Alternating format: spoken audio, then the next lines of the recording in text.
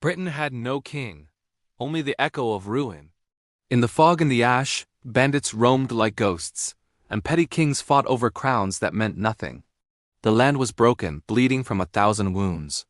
And in the silence between battles, a whisper could be heard, a promise from the old magic. When the world breaks, destiny sends a child. But this child wasn't born of royalty. No, this child was a secret, a mystery woven into the fabric of fate itself. Ravens circled the crumbling towers, and ancient stones glowed faintly at dusk, waiting for a story to begin. The wizard Merlin stood alone, his gaze fixed on the night sky. But he did not read the stars read him. They shifted, realigning from their timeless dance into the impossible shape of a sword. A comet, blazing with cold fire, streaked across the heavens, a celestial arrow pointing toward a new age. A child, a blade, a kingdom rebuilt. The whispers of fate were clear. But what if the next king wasn't a warrior clad in steel? What if he was just a boy who didn't even know his own name mattered? Merlin sighed, a faint smile on his lips. Destiny, he muttered to himself, never chooses the easy option. Then, one morning, after a storm that tore the sky apart, it appeared. In the very heart of Britain, a great weathered stone, and embedded within it, a sword. It was untouched by the rain, unblemished by rust or time. Excalibur. Crowds gathered in awe and ambition.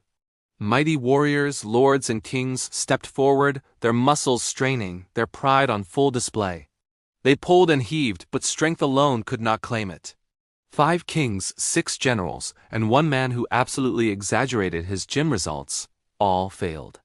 The sword simply waited, a faint light pulsing within its core, as if whispering, "Not yet." Far from the grasping hands and the failed attempts, a boy lived a simple life. This was Arthur, raised by Sir Ector with no knowledge of prophecies or crowns. His world was one of chores and light training, of simple dreams and a life far from the halls of power. The boy who would be king didn't even own a proper cloak. He'd race his foster brother Kay and tumble laughing into stacks of hay, unaware that from the shadows of a distant tree an ancient wizard watched over him. Merlin knew. Greatness often grows quietly, before it rises to shake the earth. The day of the tournament arrived. In the heat of competition, Kay's sword shattered. Desperate, he sent Arthur to find him a replacement. Arthur ran, his only thought to help his brother.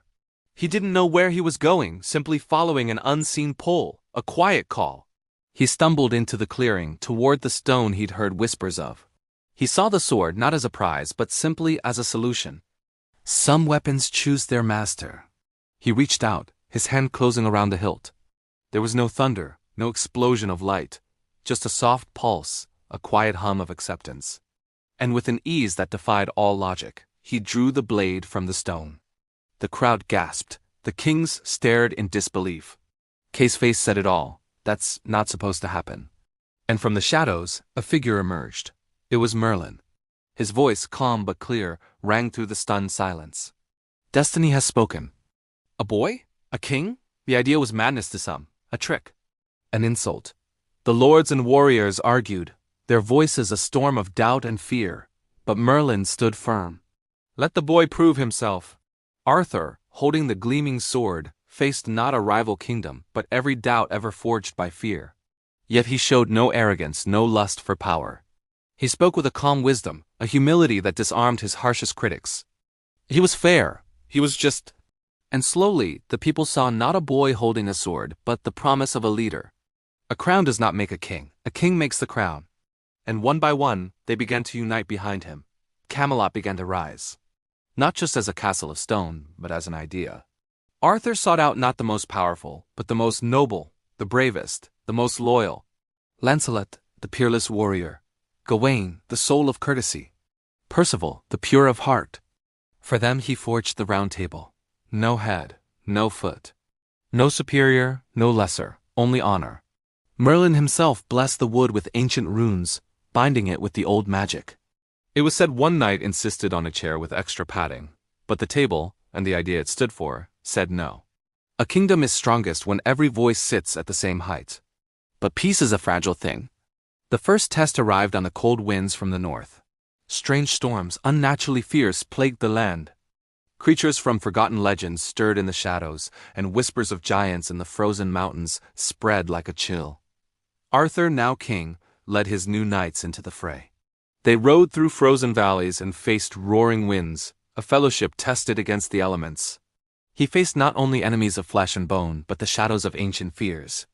In the heart of the struggle, Arthur realized something profound. Excalibur glowed brightest not when it was used to dominate, but when it was used to protect. Strength may win battles, but purpose wins wars. Yet not every threat rides into battle. Some slip through the cracks of trust. Morgan Le Fay, Arthur's half-sister, appeared. She was brilliant, powerful, and her magic was not one of fireballs, but of subtle temptation and strategic whispers. She wove illusions not on the battlefield, but in the minds of allies. She tested Arthur's spirit, his judgment, his trust in those closest to him. Every king has a shadow, and Morgan was his. Merlin's beard twitched in agitation, a clear sign that a danger far greater than any monster was now at play. The climax was upon them. Morgan's dark magic swept across Britain. Illusions twisted the battlefield, turning friend against friend. But Arthur did not falter. He united his knights, the fractured kingdoms, and the very hope of the people. As he raised his sword, Excalibur shone like the dawn breaking through the storm clouds. The blade was not forged to rule, Merlin had told him, but to restore. While the wizard countered Morgan's sorcery with ancient wisdom, Arthur confronted her directly. Not to destroy her, but to break the cycle of fear and hatred that fueled her power. He offered a choice, not a challenge, for a true king's greatest weapon is mercy. In that moment, the storm cleared. Britain, wounded but whole, stood united under the light. In the silence after the chaos, Camelot rose again, stronger and wiser. Victory always asks for a price, and it always teaches a lesson in return. Arthur sat at the round table, surrounded by his knights. He was no longer just a boy who pulled a sword from a stone. He was a king. The crown rested on his head, a heavy but deserved weight. But as the mystical whispers of the land reminded him, the crown rests. But destiny never sleeps. Kings are remembered, legends are reborn, but Arthur lives wherever courage stands against chaos, wherever a just hand is offered in a time of fear. His story is not just one of magic swords and ancient wizards.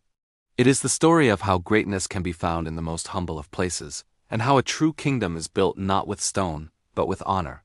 The legends never fall silent. Destiny waits to be rewritten.